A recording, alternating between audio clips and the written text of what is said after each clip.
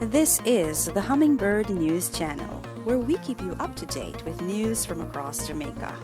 Thank you for watching. Please remember to subscribe, like, comment, and share.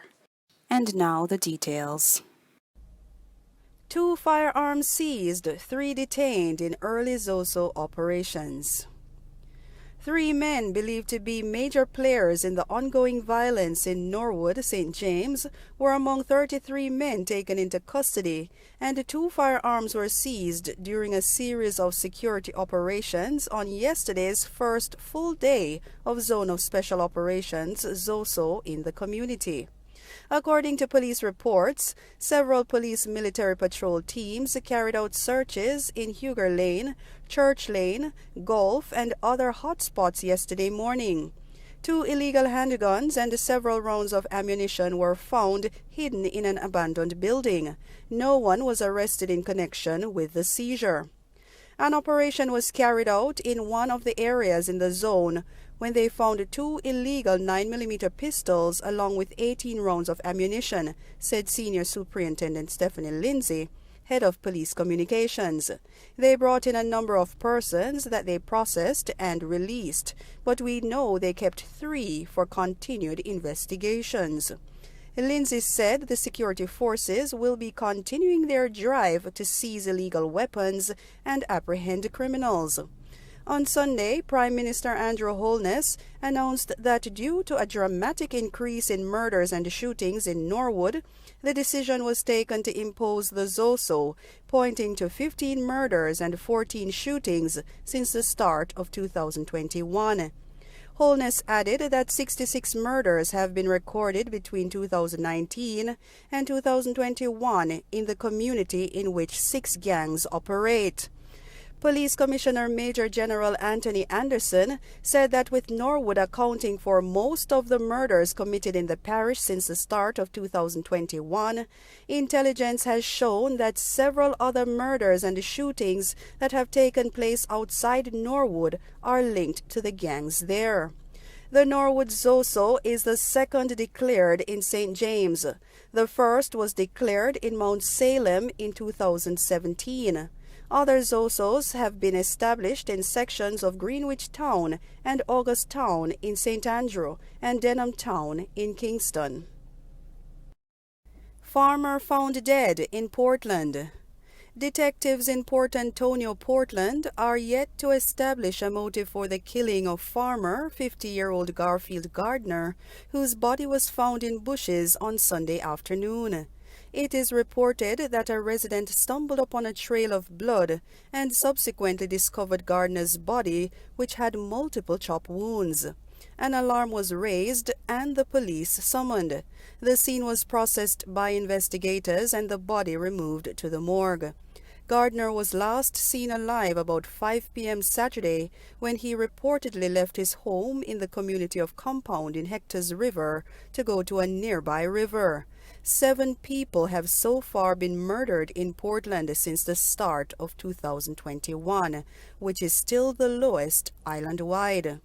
The police are again appealing to residents to try and settle their disputes peacefully.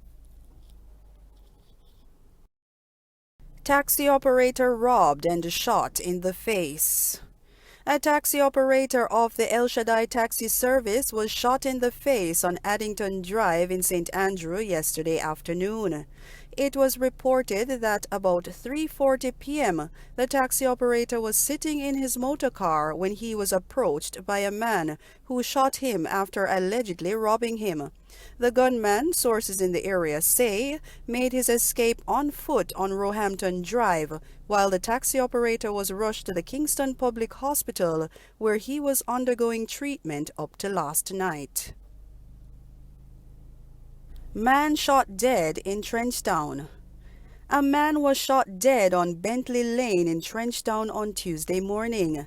The Constabulary Communication Unit confirmed the shooting, but did not release the identity of the person killed as investigations are ongoing. This is the third person killed in Trenchtown in the past 8 days. A female shop operator, Lefane Bent, was shot dead in the community last Tuesday, less than 48 hours after 16-year-old Damoya Hall was killed and another man injured during a drive-by.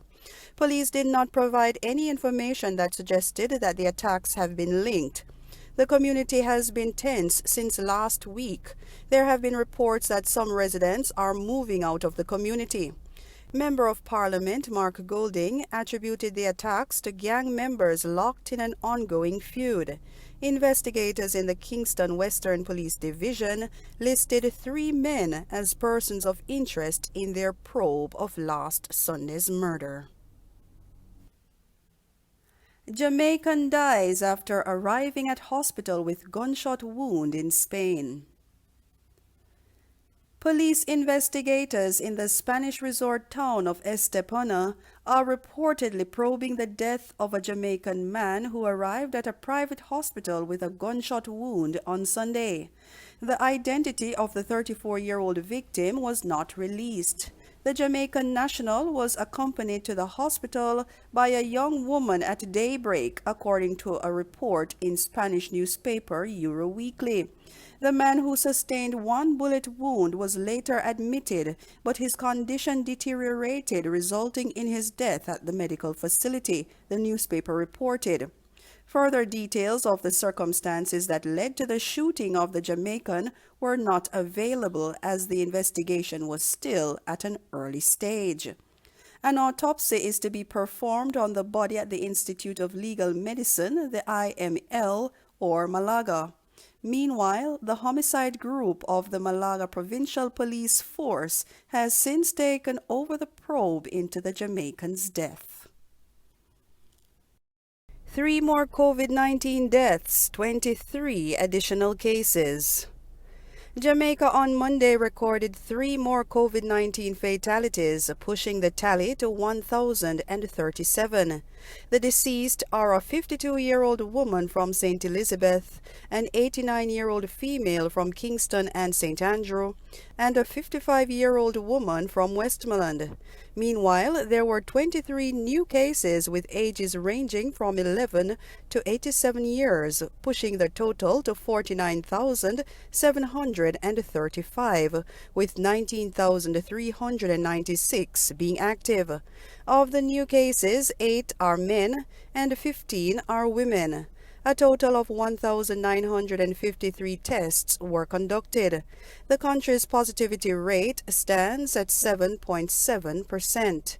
In the meantime, there were 142 more recoveries, increasing the total to 28,935. Some 119 people are in hospital, with 25 being moderately ill and 5 critically ill. 14 people are in government quarantine, while 42,082 are at home. And those were the stories making the news. Stay safe and have a pleasant evening. This is the Hummingbird News Channel, where we keep you up to date with news from across Jamaica. Thank you for watching. Please remember to subscribe, like, comment, and share. And don't forget to hit the bell so you can keep up to date with our new uploads. Until next time, be the change that you wish to see